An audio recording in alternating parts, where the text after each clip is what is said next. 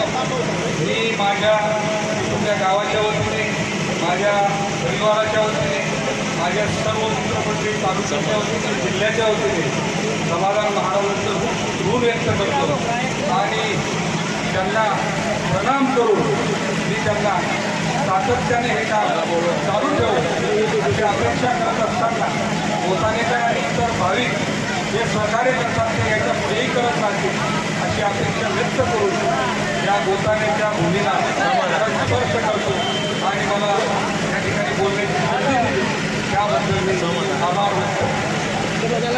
बोल आंबे दादा बोला बोला जय आंबे।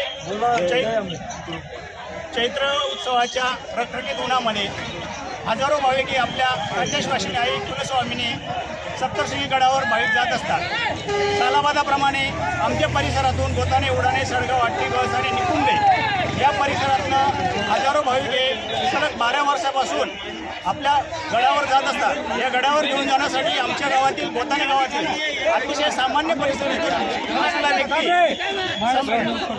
समाधान भाऊ हाके यांनी सलग 12 वर्षापासून स्वतःच्या पदरमोड करून हजारो भाविकांना पदयात्रेच्या निमित्ताने आई सप्तशृंगी मातेचे दर्शन घडवत असते. ज्याप्रमाणे आई लेकरांसाठी किंवा लेकरं आईंसाठी आतुरलेले असतात, त्याप्रमाणे आमच्या परिसरातील समस्त भाविक हे आपल्या आईच्या दर्शनासाठी आतुरलेले असतात. आणि त्या आतुरतेची भेट घेऊन घडवण्यासाठी समाधान भाऊ हा मोलाचा वाटा उचलत असतो. या परिसरातनं हजारो नव्हे, हजाराच्या पुढेही शब्द जातील अशा पद्धतीने भाविक हे गडावर घेऊन जात असतात. गडावर घेऊन जात असताना त्यांना जाण्यापासून तर परत येण्यापर्यंत चहा, नाश्ता, जेवण, मेडिकल सेवा असेल, खाण्यापिण्याची व्यवस्था असेल, सर्व पदरमोडाने स्वतः करतो. तसेच या दिंडीमध्ये सहभागी होताना बऱ्याच भाविकांनी आपलं योगदान देखील दिलेलं आहे.